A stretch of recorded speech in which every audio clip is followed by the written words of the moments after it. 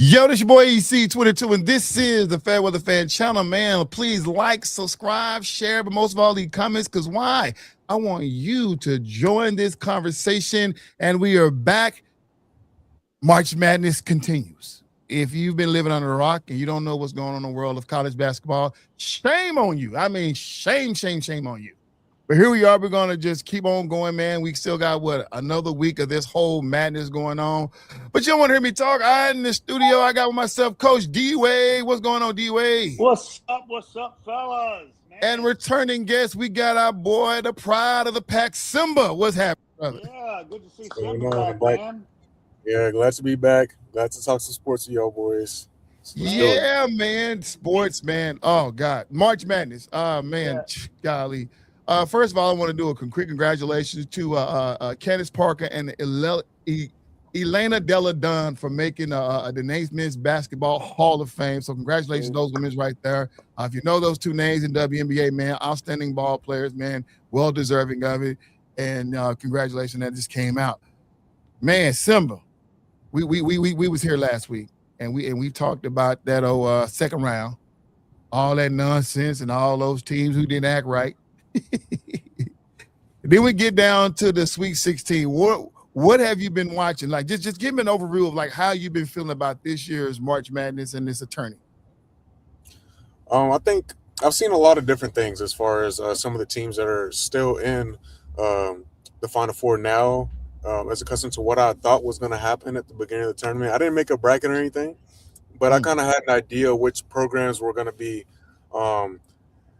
down in the pack, right in the jungle, right in the Elite Eight. One team that has surprised me is Arizona. I knew they were good, but I didn't know that they would be at this elite level. I think.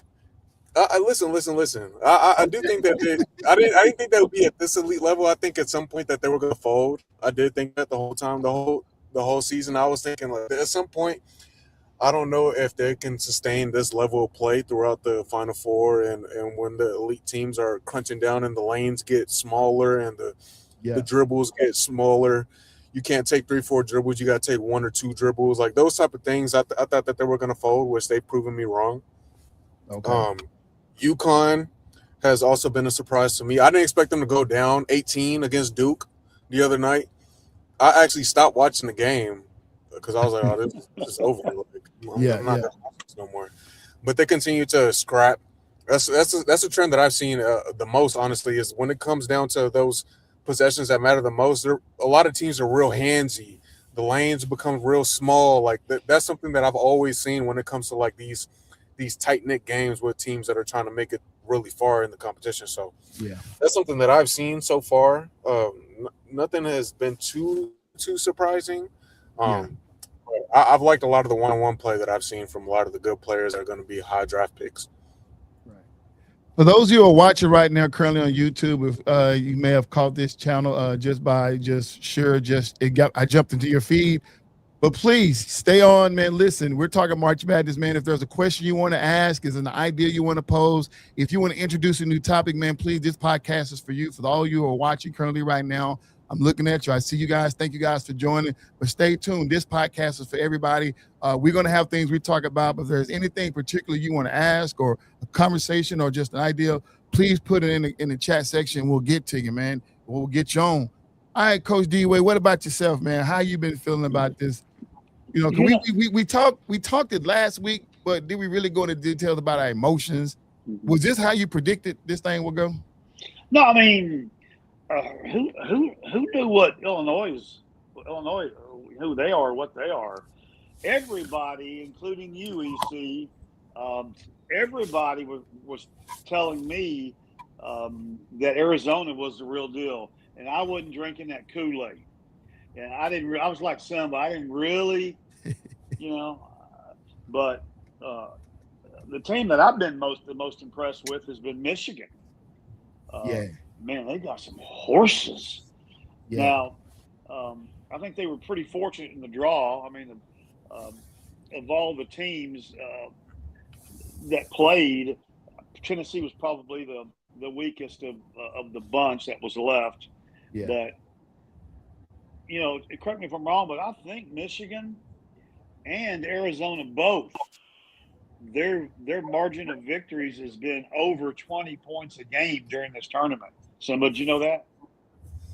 Yeah, now they've shown me now. So we're down to UConn and Illinois and Michigan and Arizona, and I guess Arizona must be the real deal. Yeah.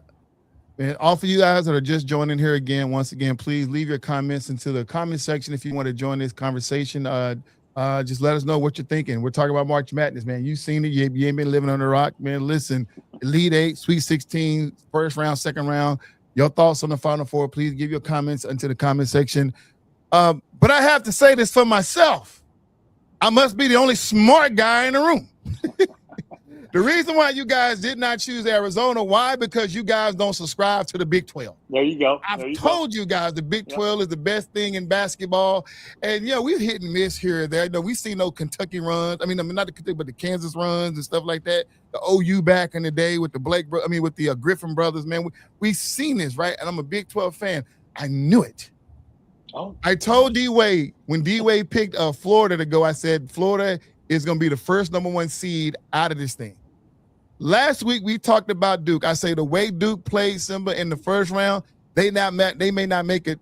I said to the Elite Eight, but they made it to the Elite Eight, and then obviously they lost and didn't make it to the Final Four. And they were the #1 overall seed. I knew the way they was playing. It just, some about them was suspect to me, right?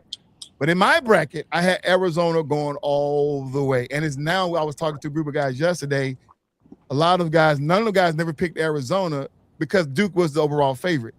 Now it's all shifted. Now Arizona is clearly the #1 favorite. We still got, 2 more games to play, but we'll see how it pan out. But, I mean, that is what it is. Then the question is, why Arizona? Is it just a Big 12 fan? Yeah, absolutely. That's all I can tell you because I'm a Big 12 fan. I'm like you, Simba. I wasn't doubting Arizona, but it was a hard task to ask when I'm looking at the field of the competition they had in front of them. Did I think they was going to do as well as they did? Like D-Way say, the point margin? Absolutely not. I thought it was going to get harder for them when they hit the Sweet 16, but, man, listen, they steamrolling. Mm-hmm. Steamrolling. What were you seeing in Duke that made you question their play right now? What were you seeing? What we all saw the first round. That struggle against Siena, whoever that was in the first round, that struggle against that team let me know all I needed to know. Because when you're a #1 overall seed, that first round is supposed to be at least, in my opinion, 20+ margin. And when y'all barely scathed by, I'm like, was that first or second round? I think that was it was first round, and they struggled. And then that at that point, I'm like, this not gonna go far. You can't be a #1 seed overall and struggle against a team that just barely got in. That just don't make any sense to me. But and to go and to piggyback off of that, Samba, I'm a big Duke guy. My whole life, I'm a monster Duke guy. And J-Dub's a big North Carolina guy. So we've had that going. But even myself, watching Duke, they haven't been crisp and sharp in the tournament. Yeah. And they've been off just enough where you're like, what's going on, and you just can't. And J-Dub and I talked for a while today. You got to be sharp, especially in the Sweet 16, Elite 8. You got to be sharp because if you're not sharp in all aspects, you'll get beat. And Duke's got nobody to blame except themselves. Yeah. I hate Duke. I don't know how much of the game you watched. I think the Duke UConn game, Simba. Yeah, I did. I watched the first half, and then I was like, I'm not watching no more. Then I caught last like 7 minutes. But I think with Duke, it's kind of they rely too much on that stagnant back down basketball, which doesn't work. Yep. You just send help, and then what? Like you just spray out to the three. Everybody's gonna close out and contest. Like it's. I like Cameron. Don't get me wrong. He's a good player. But I think relying on that on offense every single possession is so predictable, and it's not a winning formula for like championships, in my opinion. No, 100%. And Cameron's good. Cameron will be on a roster at the next level, but and this is going to be very controversial. He's not going to be a superstar in the league. He just doesn't. He's a tweener, man. He's not big enough to play the 4 or the 5, and he's not quick enough and have a good enough perimeter game to play the 1 or the 2 or the 3. So he'll be on a roster and he'll play for a few years, but he's no Cooper Flagg. So here's a fun thought, right? When I was watching the First Take, and then they had this thing about which player can be a standout player in the tournament that can take over the tournament, right? And then they called out names like Darren Peterson, Darius A. Cuff Jr., right? Obviously, Caden Boozer name was up in there, right? And I started looking at these teams, right? And I'm like, okay, cool. Let's bet. Let's see if they can run it, right? The problem is, Simba, when I'm watching these teams play, that's the only identity. We talked about we crucified Kansas last week, right? Then Darren Peterson's like, that can't be your only answer, right? Then we just watched Darius A. Cuff Jr. do all he can with Arkansas and just couldn't seem to get. He did his job. Nobody else came to play. We saw a little bit of that from the Boozer kid, but then you look at BYU losing to Texas in the first round, right? DJ by Danster, right? They weren't supposed to lose that game, but nobody really thought they can get past that. Either one of those teams who was going to get there at that first round spot, right? Great kid. All these are top prospects in the NBA, but that's their identity, right? When you start looking at the other teams that's going far, mm-hmm. We're here. Like, who would have thought that Paige Stojarevich kid was balling? I didn't think he was balling like that, but the kid, you find yourself an attorney, right? You're gonna have your star players, but somebody else got to be that Batman. Mm-hmm. Forget Batman. Somebody, not Robin to Batman, but I'm talking about Aquaman and the Wonder Woman. Not, just as equal. Somebody's got to be, a Superman. They're like, you got to have a dynamic duo, but not one lesser than the other. And that's when the tournament finds out. But when you sit around heavily relying on one player, that don't last long. Even if it's just 1-2 games, man, somebody got to step up. We watched South Carolina last night, how Agat stepped up, and that was we didn't see that coming, right? Mm-hmm. But now we upsets in the Sweet 16. Your biggest upsets. I mean, we pretty much already know who it is, but I want to hear you say it, Simba. Go ahead and say it. Biggest upset. D-Way know who it is. Go ahead, D-Way. He know who it is, the biggest upset in the Sweet 16. I mean, it's got to be Duke. No, that's Elite 8. Okay. Houston, yeah. Houston, the biggest upset. Yeah. On one of my brackets, I predicted Houston to go all the way. Why? Simply because I'm a Big 12 fan. You know what I'm saying? And me and D-Way, we root so heavily hard for Kelvin Sampson. Oh, yeah, look, Big 12 all the way. I don't care. Make no sense about it. Like, I lead with emotions. I'm sorry. Well, I know, but no basketball sense whatsoever. But not at all. You never mentioned much about Texas Tech in any of the conversations we had. So because we about to kick Texas Tech out the Big 12. Oh, okay. In football and basketball. Oh gosh, literally, not physically. Yeah, we knew. Yeah, I'm not on that committee, but man, they better not ask me in the FairWeather Fan Podcast. I'll tell them they got to go. You know what I'm saying? They've been letting me down on both ends, man, for a while though, right? But no, man, Houston, man, I don't know how they've gotten there over the years, and they're not a big team.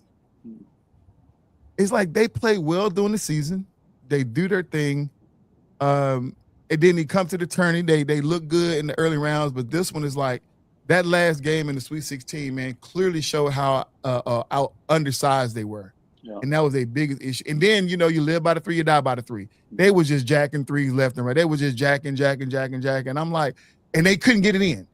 But they was relying on floaters. That's how bad they couldn't get to the basket.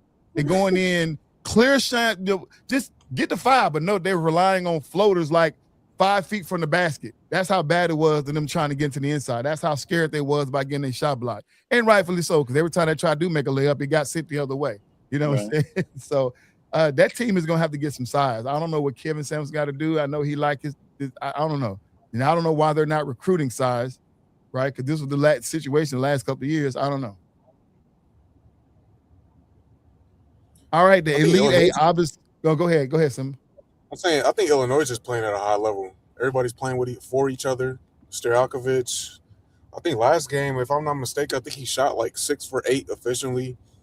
Like Yeah, he's taking all good shots. Like it wasn't even threes. Like it was just getting to the basket, mid range, like just playing off his teammates. So I think they could be dangerous, but I fear that it's going to come down to crunch time where you need a one-on-one bucket, and I don't know who's going to give you that. So that's the only thing that I fear for them. yeah. Who they're playing? They're playing Illinois is playing UConn. Are we sold on UConn? I'm always sold on UConn. God, I feel like they always have a chance. Like they always have a chance to me. Just because no one wants to guard that back screen cutting. Like no one wants to guard that for 40 minutes. Like that's 40 minutes of back screen cutting. Yeah, I mean they and like you have to be so disciplined. I mean they run that offense precision and they cut you up, man. I mean, just about time you think you got it figured out, they backdoor cut or you know. I watched that offense work late in the second half.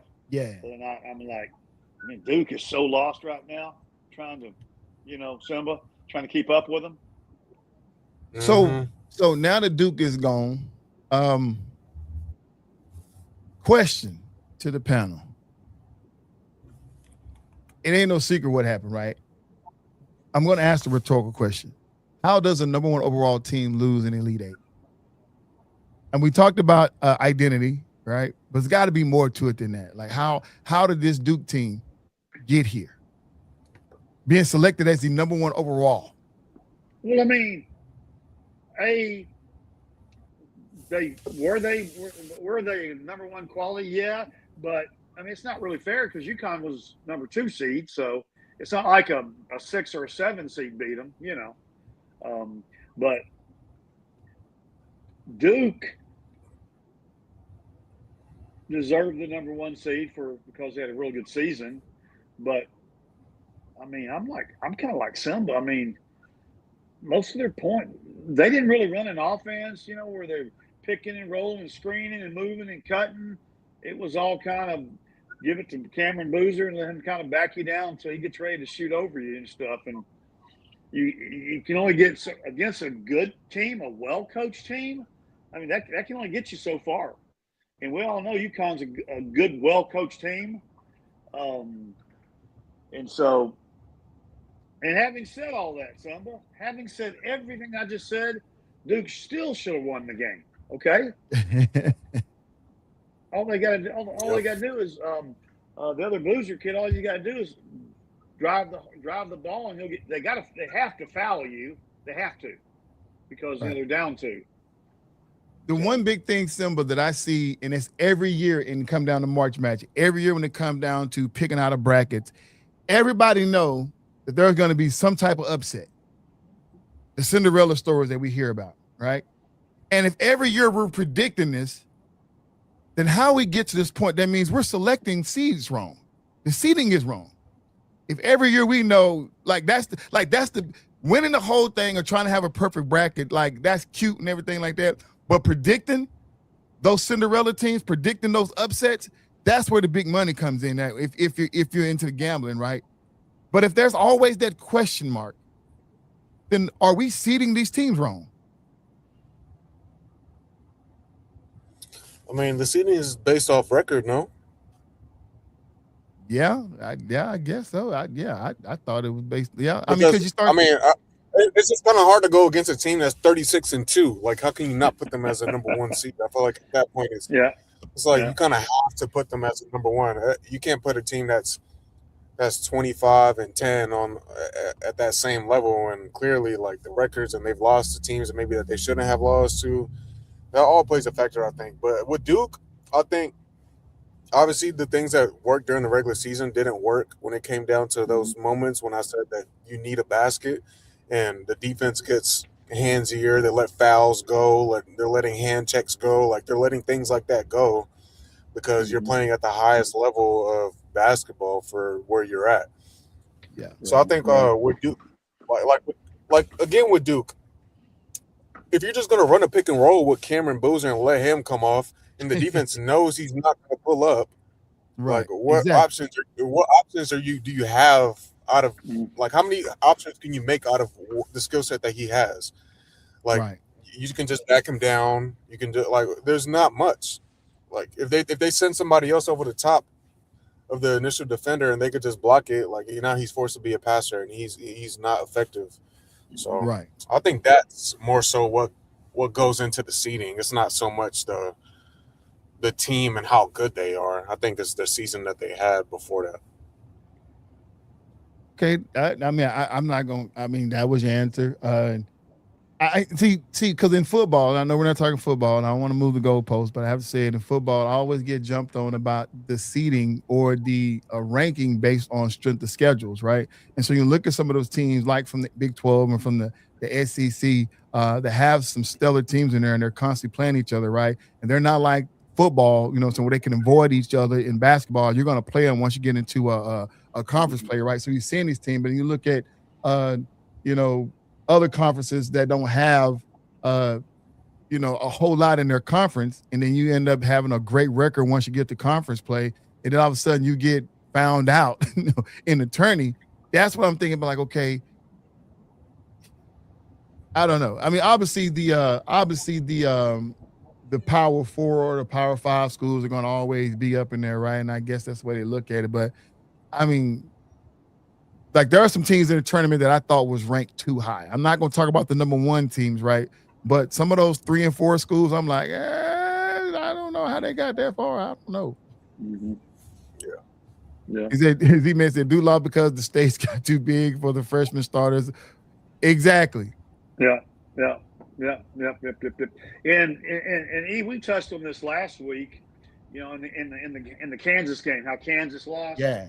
The thing that really makes me crazy this time of the year is if you get beat by a better team, but if you beat yourself or you do a bonehead something like the pass that the other Boozer kid made, he didn't make the pass over the defenders, and then Kansas last week not stopping the penetration. Remember we talked about that? Yeah. I mean, those little small elementary fundamental things. You lose on that kind of stuff. I mean, I want to go, jump off a bridge. I mean, it's unacceptable. There's no excuse for it. I mean, Duke ought to be sick. Yeah, they are right now the shame of men's basketball. Duke Blue Devils. Yeah. Coach K is probably got a fifth of alcohol to his dome right now. What y'all did. It's one thing to have a close game and lose on a buzzer beater, but to have the game won. The crazy part is, Simba, you wasn't the only person that turned that game off. I bet that TV ratings went straight down because everybody assumed the same thing. And everybody got a crazy surprise when they woke up the next morning. What the? They're up by 2, and they have the ball, and all they got to do is get it across half court or draw a foul. Also, I think Caden Boozer needs one more year in college. Cameron can play at the next level. Yeah, and you came on late, Z, man. I'm not convinced that Cameron's ready for the next level, but he can make a well, he was talking about the twin brothers. So Cameron, yeah. So you don't think Cameron is ready for the next level? I think Cameron can make a roster, but he's not going to be a superstar player at the next level. I'm just telling you. I mean, neither was his daddy. So, Exactly. I mean, it's his genes. I mean, he'll look good for the first couple of years. He got his daddy's blood in him. He'll just be a role player. His dad was a big, thick, heavy banger that could play the 4 and the 5. Cameron can't play the 4 and the 5. He's not big enough or strong enough, and he can't play the 1 or 2 or 3 because he didn't have the perimeter game. Yeah. So I don't know what you do with that. Do you agree with that, Simba, Cameron? Yes, sir. I do, but I do agree with that because I even said it's funny that he's saying that because I actually said that yesterday to my friend. I was like, he's too small to play big because you have to think about all the starting 5s in the NBA. Rudy Gobert. Facts. Who else do you have? All those guys. You think he's backing down Rudy Gobert? Like, that's not happening. And then he's not lining up with Kevin Durant or Kawhi Leonard or any of these other wings that he would have to line up with. So Right. I definitely agree So with true. him. Bro. Like, it's just hard to put him somewhere. I think he'll end up, in my opinion. I said this yesterday also. Like, I think he's going to be a backup big man in the NBA.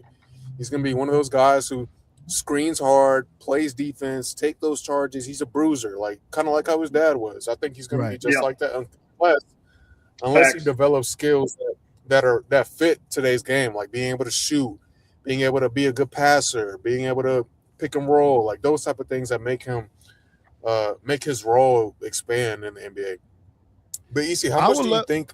Go How ahead. much do you think strength of like the scheduling and matchups?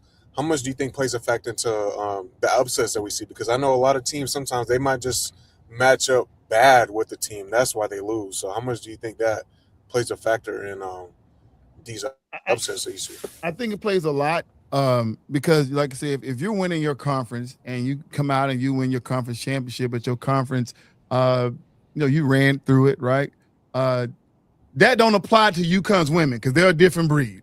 Traditionally, if you're in a weak conference, you're not really playing. Then when you come down and play some of these other conferences, you know what I'm saying, that are battle tested because they have to play each other, I think that's where you see a lot of upsets, right? Because sometimes we see just some. Now there are some teams who get lucky, who had a low conference team, right? And I think what happened with those upset is that other teams are presumptuous, right? They come out, oh, this team is from, you know what I'm saying, mid, I don't know, Carolina conference, whatever kind of low conference, and they make the tournament. They're probably at a 15 seed or something like that. And then people come in and they come in a presumption, they think they're gonna run over them, and then they surprise them. You know what I'm saying? Because it's that dog in them, like we talked about last week, that ticker, that heart, right? Mm-hmm. And then they can catch. Those are the Cinderella stories, like the ones just like who refused to be beat. Nobody told them that they was a lesser seed, right? But a lot of the upsets that we see it just come from just, some teams are just overhyped and overseeded, in my opinion, right? Mm-hmm. Duke was one of those teams. We watched them play, right? I thought St. John's. Not St. John's, but I didn't think they were the best team in their conference, right? Record says a lot. Record put people there, right? But just watching them play, everything you just said, the way Boozer play, I'm like, this can only last so long, right? And it did, right? But I hate Duke. So, my opinion could be biased. I just want to make sure I say that every 5 seconds. Duke is trash. The Blue Devils are trash, and I'm glad they stunk it up this year to prove my point. But I love the players. I really do love Cameron Boozer. I love his brother Caden. I think Cameron can translate his game to the league. I think with his athleticism, maybe he can be like another Andre Iguodala type of guy. You know what I'm saying? That guy who's small, but figure it out to play defense on bigger guys, right? I don't have to be 6'10", 6'11" to guard. I just have to be strong as all outdoors. You know what I'm saying? And to guard those guys, right? Because we know these big men don't want to bang any goddamn way. They want to shoot threes. So it ain't like that's a hard ass, right? All I have to do is get in the gym and pump some weight. And like, you know what? I'm gonna force you. You know what I'm saying? We've seen it done before, right? So, and then be that corner 3-man guy like that, because he holds those positions that we don't value too much in the NBA, and that's those slashers. That's the guy who will take it to the paint, right? Nobody wants to do that no more, right? And it can be easy because all the big men are out. If they out playing around the top, he can get past them. You know what I'm saying? Pull them on out. I hope that's what happened because I'm rooting for him. Now, Caden, yeah, he probably be playing in Turkey somewhere before South Stadium. Spain or something. So yeah. I mean, but he, you know what? I love his IQ at the point guard. I really love his IQ at the point guard. But we don't need another Rajon Rondo. This league has evolved from that. We need scoring point guards in the league. And him just being a guy who's gonna pass the ball, it ain't gonna work. Yeah. Well, Simba, man, we about to jump to the women's, man, brother. I thank you for jumping on, man, real quick. But before we let you go, your prediction: Illinois versus UConn. Who you got? I got UConn, of course. And tell me why. Because right now, the Vegas says that you a lie. I think I just trust their system a little bit more. Like, I have more stock into what they've built. Obviously, their coach is one of the best ever. So I can trust that more than I could trust something that doesn't go to the Final Four often. And I know I'm about to hop out, but I'll say this about the women's. I think in the Elite Eight games, I think all the best players on the teams that won, they all played good. And I think that was a major factor into why they like Booker, amazing. UCLA, same thing. Like all the best players played well. So I think that's something to say about moving forward with the women's. I like that. Now, last game, Michigan versus Arizona. But hey, choose your answer wisely. I'll go with Arizona on this one. There we go. Boy, I tell you, man. And I did not there was no threat. He chose on his own. Hey, you know Simba's going AZ all the way on that deal. So yeah. Hey, Simba, man, it's been great having you on, man. Once again, the platform is always up to you. I know you got your life is life and over there, but brother, whenever you want to come on, give us a call, man. We'll put you on the spot. Sir, I appreciate y'all for having me. I'll definitely be tuning in for the rest of the show. Yes, sir. Appreciate it, bro. Good seeing you, Simba, man. Give that sweet little angel Emery a big hug for us, okay? Yes, sir. All right, man. We'll talk soon. Okay, all right, buddy. All right, take care, brother. D-Way. There was two. What's going on? It's just you and I. We in this thing right now. Listen. All right, let's go to the women's side, man. Oh, my God. What can I say about this women's bracket, man? It's so funny. Well, first thing you can say is that all four teams left are 1 seeds. So you'll be happy to hear that. So because that happened, I have to break down the Sweet 16 and the Elite 8, right? I got to go back and give a quick overview of what happened in the Sweet 16 and Elite 8. And Simba just talked about it. He said about all the superstars or the star players in the Elite 8, they stepped up and played. But here's my rundown about what happened to the Sweet 16 and Elite 8. Those teams just they lost because they were supposed to lose. Right. The women's has not been unpredictable. Everything that was supposed to happen happened. The only team that shocked me that they went to the Elite Eight was TCU. I didn't expect, not TCU, but yeah, TCU. Not TCU, Notre Dame. I didn't think Hannah Hidalgo can get her team all the way to the spot they got them in, but she did. She got them to the Elite Eight, and then of course the rest was history right there. But D-Way, you said it, all number 1 teams in there. But I want you to talk about this, D-Way. It's not that they got there, but they showed you, me, and the rest of the world that they're so much better than any other team that's in this tourney. So much better. Yeah, so I'm going to hit a nerve with you here, so just bear with me. You know, the women's collegiate basketball is phenomenal, and it's gotten better. It's gotten incredibly better every year, but we still don't have a big enough group of players. Most of the players, if you're a really good women's high school basketball player, you and I can name 6 schools. You're going to play for one of those 6 schools and nobody else. You know, and as a result, the 6 schools that pretty much are always fighting for it every year. As the women's sport continues to grow, and it will, and it already is, and we're watching it grow right in front of us. Yeah.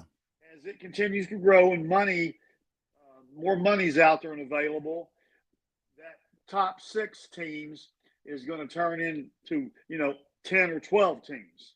Yeah. But right now, big guy, you and I, before the season started, we could have said it's going to be the Final Four is going to be one of these 6 teams. Right. So, go ahead. Oh Lord, I hate when this thing do that. And I'm still enjoying watching the women's more than I am the men because they're playing basketball. Absolutely. I will say this. So everything you said, it is spot on, right? When it comes down to talent. The thing about the women's is that I do believe there's the talent is spread out, right? it just certain teams get more of them than others. You know, well, it's those top 4 or 5 teams. Right. Those top year. 4 or 5 teams. Yeah. I did not expect TCU to go this far. Well, to do this good, right? But obviously Haley Van Lift goes, and then you add in Olivia Miles and stuff like that. And I think she was able to do what Haley couldn't do, and she got her team better. Obviously she's one and done. So, you know, we're going to see how TCU bounce back, right? When you start looking at some of the other teams that got there and then it quite didn't have the energy to finish, they got some dogs. They got some real good players, right? Mm-hmm. It just, they don't have enough of them. You know what I'm saying? When you start looking at South Carolina, man, with all the pieces they got, you talking about with Joyce Edwards and Latina Lawson, you know what I'm saying, and all the other girls. Then you looking at a Johnson girl and Johnson, yeah. Then you start looking at a Cott and a Gott. You know what I'm saying? Those 2 big girls, right, who don't always get it going, but when they do, they're unstoppable, right, on both ends of the floor. It's like, that's a lot. You know, and get me starting on UConn with Sarah Strong, Azzy Fudd, and all their supporting cast. And then, you know, God, dog, man, you can't talk about Texas without talking about Jordan Lee and Madison Booker and who Coach Gino said is the best point guard, period, with Rory Harmon, their point guard, right? She's not she can score, but she's not a scorer. She got eyes in the back of her head, man. She sees it happen, and so that's why they're dominant. But I'm like you, coaching. We've seen in this tournament where coaches who lost to one of those 4 teams complain about officiating.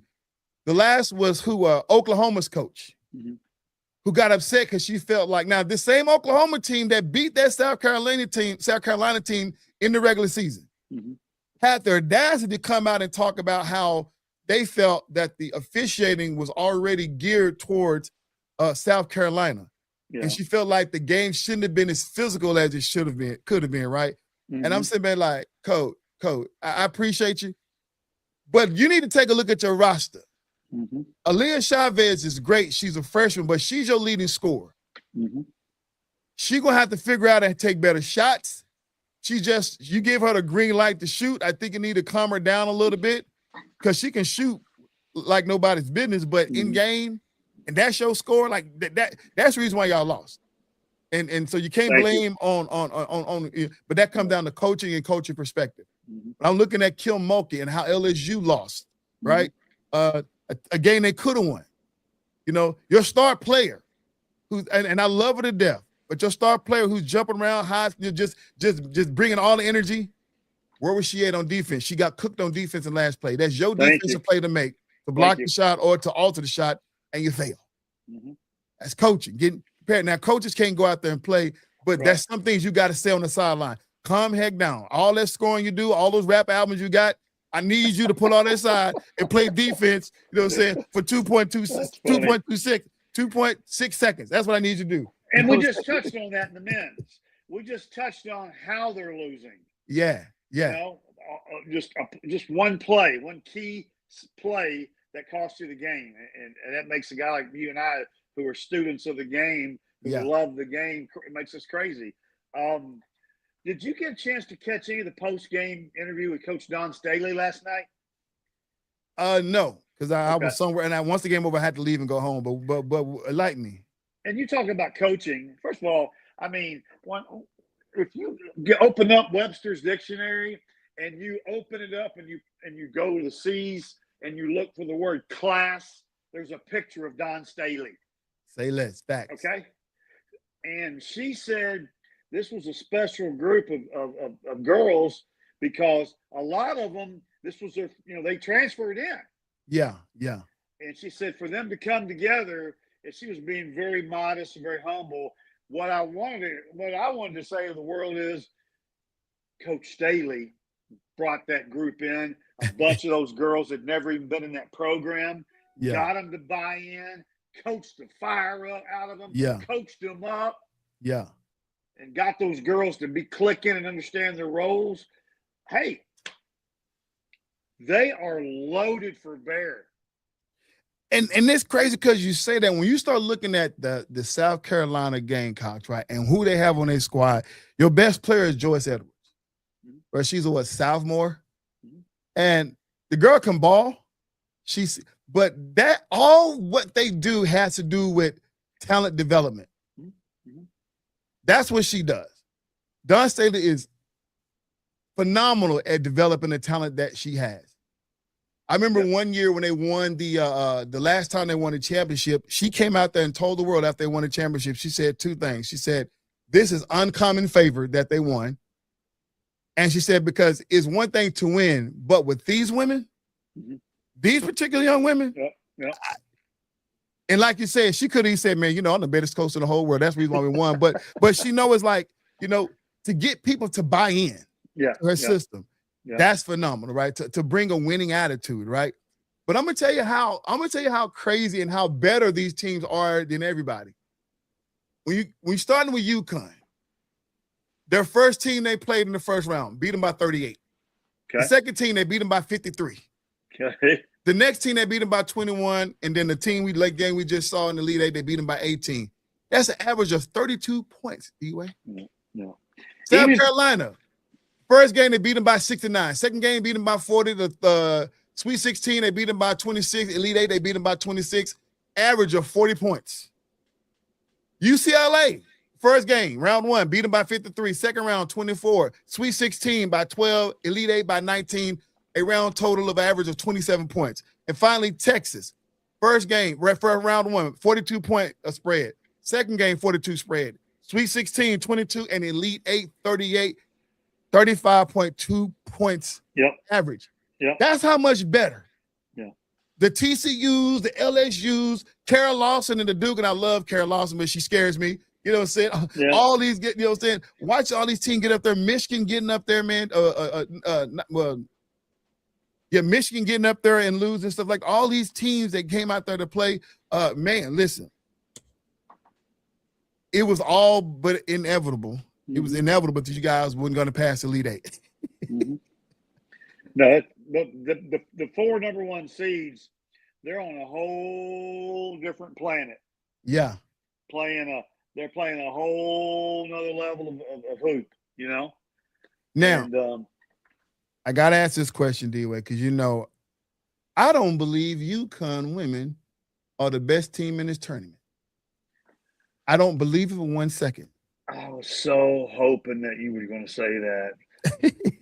I was so hoping that you were going to say that.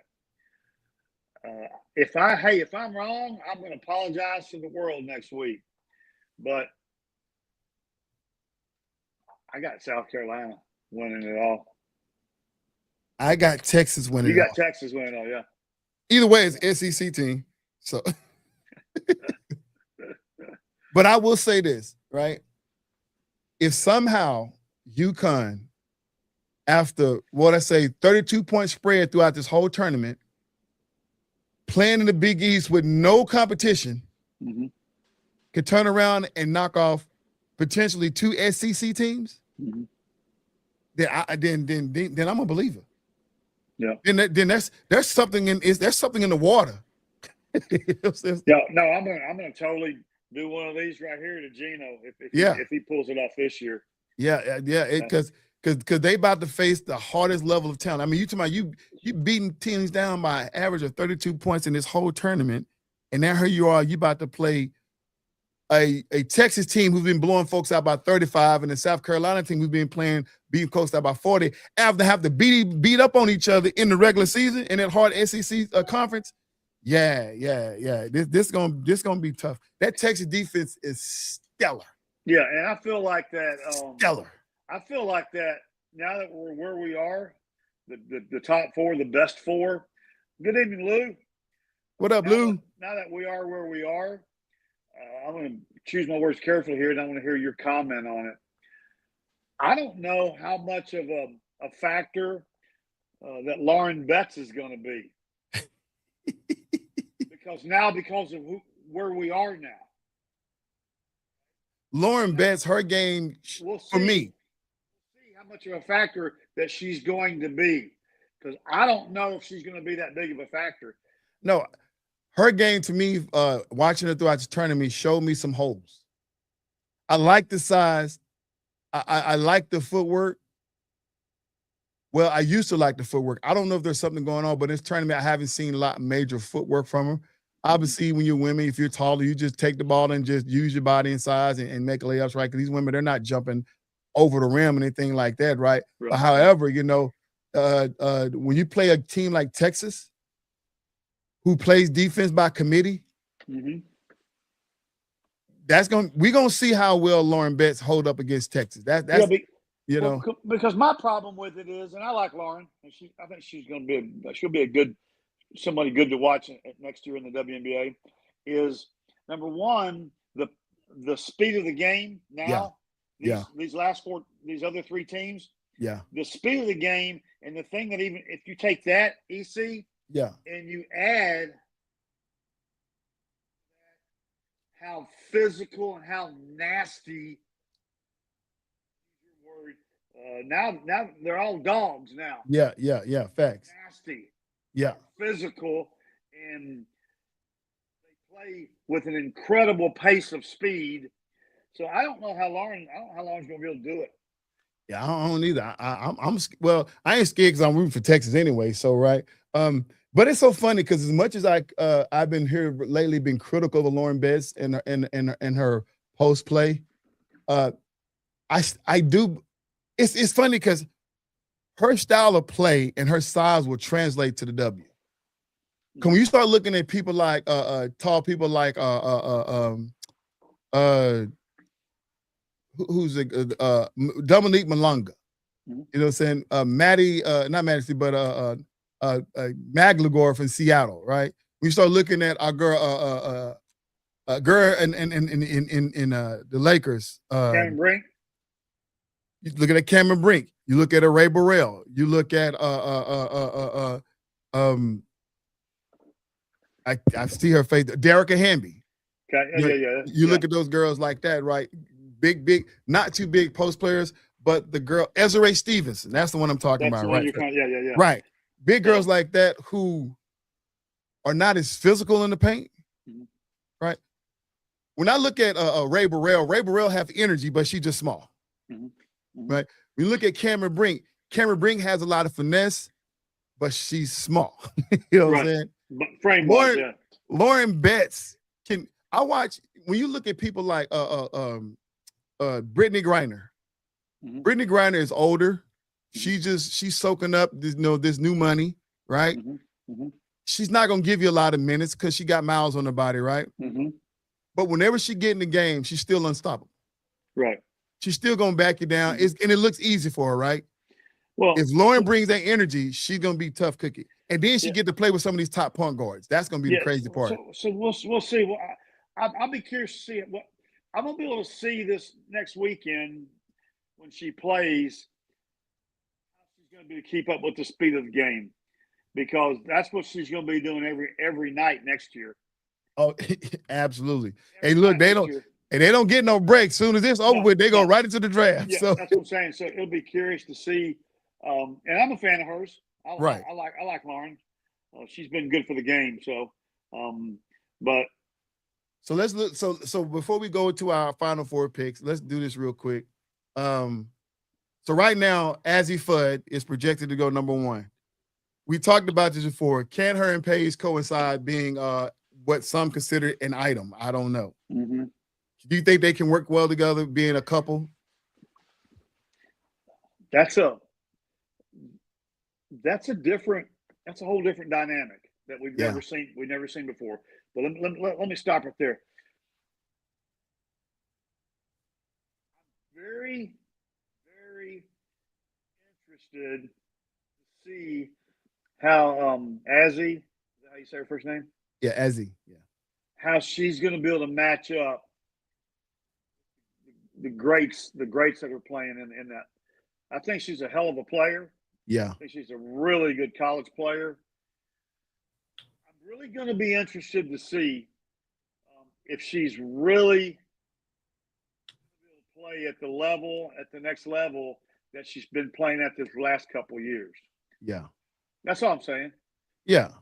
You know, and that's my problem with her going to the Dallas Wings, because once again, Dallas' issue was needing a big. when you got Iowa Fun from Spain sitting out there, I think that's their best choice. But it all depends on because if Rika Gumawale and Paige Beckers re-sign with the Wings, then you don't need a guard. No, you don't.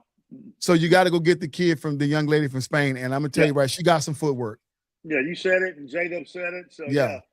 And so, but if Arika choose not to sign with them, then having a complimentary guard, cool, but they're gonna have to maybe look for another big in the draft, or maybe or go it because 80% of these women are not on contract. So Dallas Wings, I would love to see how they're gonna handle free agency because they need to solve their big. You got a point guard, you need to solve your big if this Azzy Fudd prediction is gonna make sense. And then you're looking at Iowa Fun projected to go to Minnesota. Now that's gonna take Nafisa Collar out of the post. Well, out of the center position. And it needs to. Yeah. He doesn't need to be in there. Yeah. I would love to see Azzy Fudd go over there to Minnesota. I would love to see the two swap. Olivia Miles is scared to go is right now is going to Seattle. I don't like that one bit. I'm telling you, I know you're drinking the Olivia Kool-Aid. She's another one that won't be able to play. Be an impact player at the next level. I'm just telling you. Yeah. I think so Paige Beckers showed because we didn't think she could play right. Paige Beckers showed us that these, like J-Dub said, under 6 feet or right at 6 feet, 6'1" and below guards can really, really play. Right? Yeah. Olivia Miles, she's a 5'10" guard. It's still left to be seen, but I think her IQ as a guard was going to save her. I think the fact that you got to stay in front of her because she can shoot, right? The speed of the game is another one too, right? That's what's translating with these younger, smaller guards because we see how Paige Beckers and Caitlin Clark run that flow. That's something we haven't seen in W since the Katie Douglases and the Poindexter, you know what I'm saying? Cabby Poindexters and the great girl out of Houston. I got Olivia. It's just me. I got her in the same kind of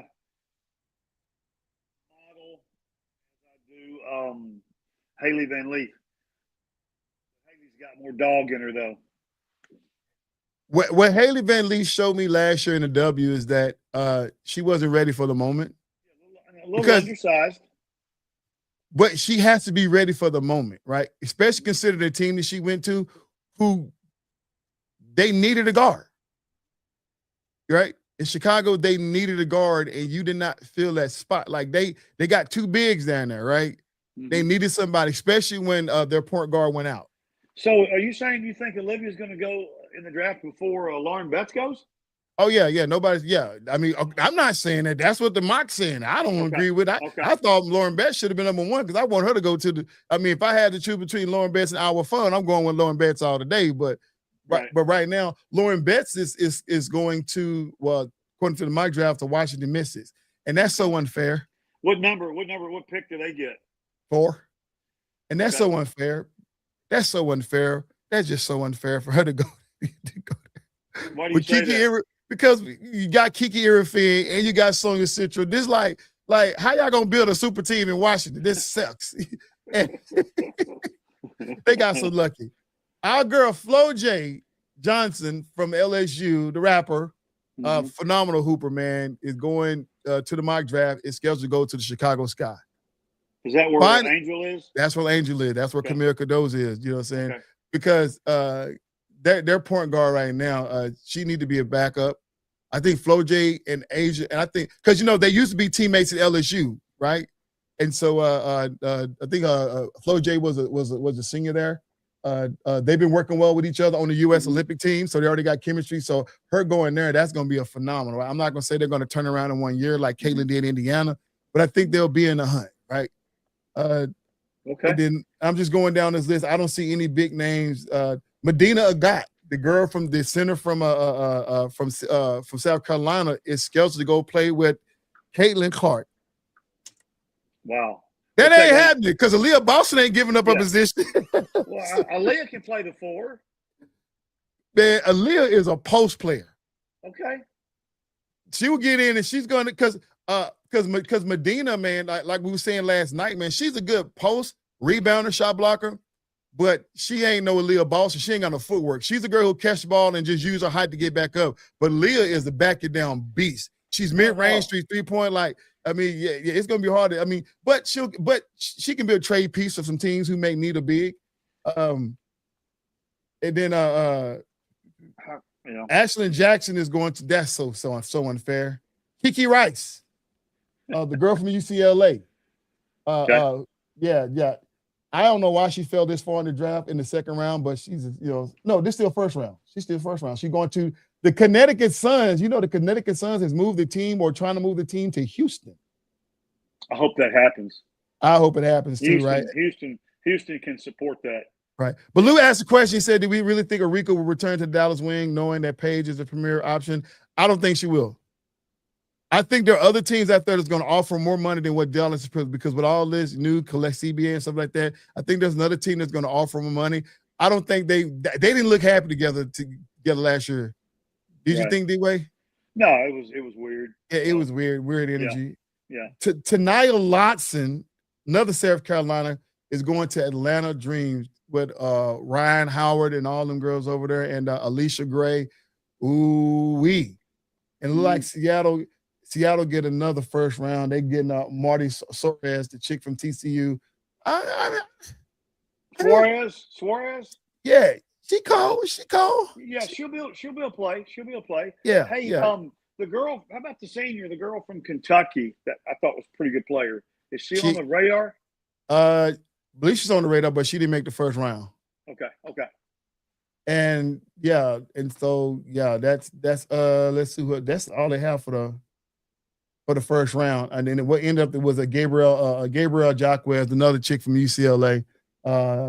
She's a 6-foot guard that's going to Houston if they make the deal, right? So man, there's some names I'm not seeing. There's some, that's some crazy. But we'll see how it all pan out, man. But I'm looking at those top fives. Those top five have potential to turn their organization around. They've got Olivia at what number? 3, 4, or 5? At 3.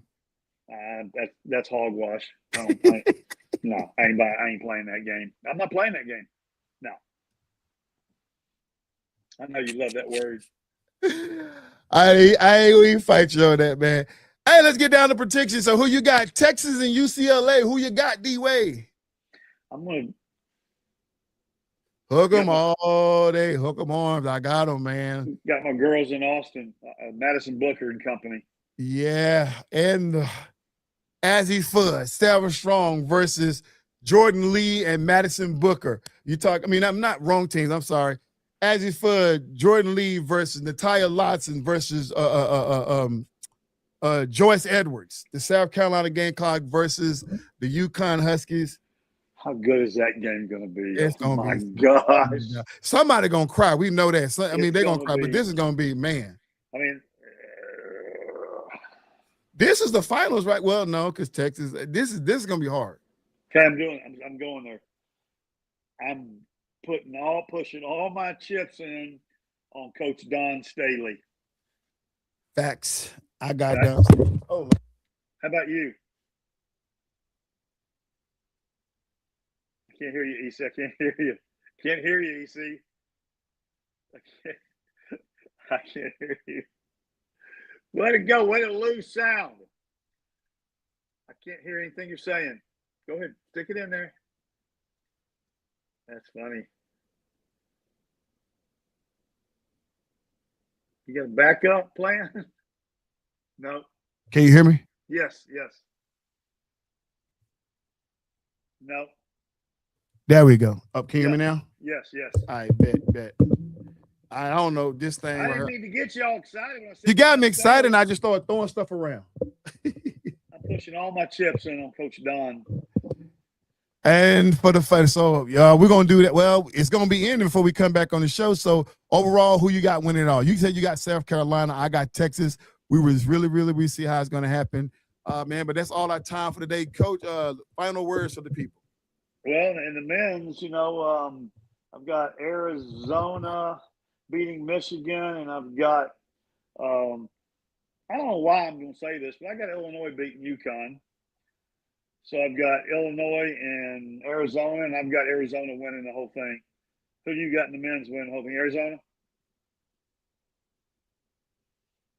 He said, "Give me a minute." I can't wait for you to get over on Lou's There you go. show. Can you hear me now? Lou's going to be giving you a hard time. Y'all can hear you. Y'all can hear you. Man, I said I got Arizona. Corey, what up? Go blue. Go blue. Which blue you talking about? He's talking about Michigan. Okay, that's the blue he's talking about, Michigan. Okay. Yeah. That's all got to be said. What coach not my Michigan getting beat? But coach got my Michigan getting beat. Sorry, I got him Corey. too, man. They got to play against Arizona, man. You know, I know you Michigan, but I'm Big 12, so that's just the way it's got to go. But I do agree with Illinois beating UConn. I just think they're better. You know, I think UConn got lucky to beat Duke. It was Duke's game to lose, not UConn's to win. And so right. I think Illinois, man, they caught fire right at the last minute, man. Each might know. No. And final thoughts, man. Shout out to our boy that's going to be back with us next Tuesday in the beautiful state of Great Falls, Montana. J-Dub, happy birthday, happy belated birthday to J-Dub this past weekend, and sending our love and everything up to Montana, the Big Sky country, and looking forward to having him back. So EC, love you, man. Awesome show. Your final thoughts. It's our guy, our favorite golfer, Tiger Woods, is falling from grace. And I hope he get the help he need. He decided not too long ago to step away, which we haven't really seen him anyway, but he's been out there doing his thing, getting on some of these lower tournaments, stuff like that. He decided to step away. Obviously, if y'all wasn't in the rock, he got into a car wreck accident, DUI type situation. You know, we've known him to do this before, especially during the time him and his wife was going to it. He had to go into rehab for sex addiction and all this other stuff, and then as well as alcoholism. Now it seems like he's back to his old ways, and we just hope that Tiger get the help you need, brother. We're praying for you. Don't let your legacy die, and we're not going to let it die. Right. What you did, you know what I'm saying, out there on the grid, you know, is phenomenal. We're not going to let anybody, at least not here on the FairWeather Fan Podcast, take away your greatness and what you mean to us all in the golfing world. Yeah. But, brother, get some help. Get some help. D-Way, I know, Coach, you give me some words for our brother Tiger. You know, I know you had your friends up. It's called a chauffeur. It's not a designated driver. It's a chauffeur. You got more money than Moses and Abraham put together. Get you a chauffeur, a guy that can take you to and from, and you can act a fool if you need to, but you can't. I mean, life's too short, man. And you and Sir Jack Nicklaus are the faces of golf. Y'all, I thought Coach, you know, because y'all don't know, man, me and Coach, man, that's my brother in the Lord. I just knew Coach was about to come with some, hey, man, we're praying for your brother, and Jesus, you'll get your life right to him, and all things will work out, and maybe throw a couple of scriptures in there. That joker said, get a chauffeur. Straight to the point. I mean, Tiger, man, your name and your legacy and what you've done and what you're doing for the game still. Yeah. Come on, bud. You're better than that. You're better than that. Fix it. And to everybody who's joined in, man, we thank Simba for coming on, man. Obviously, our boy J-Dub up in Great Falls, man. We can't wait to have you back. Lou, thank you for joining in. Corey, man, it's always a pleasure to have you, brother, man. Hey, Corey, I don't know what the time zones up there is where you at, man, but listen, if you ever want to join this thing live, man, we will be happy to see the link. Oh, yeah, that'd be fun. So we can just link up that way, man, and get on and just give your 2 cents about this thing, man. Z-Man, thank you for lending your son for a little while, for jumping on. And to all my brothers, man, who you normally watch the show, who probably watch the show but didn't leave any comments, man, you guys know who you are. We appreciate the love. We appreciate the support. Continue hanging out with us, man. But right now, this your boy EC22 along with Coach D-Way signing off on FairWeather Fan Channel. Remember, we'll be back next Tuesday, 6 o'clock p.m. here, right here on Facebook, as well as YouTube And you can catch some of our little reels, whatever, on TikTok. But right now, myself, Coach G-Way, we are out. And that's a wrap. That's a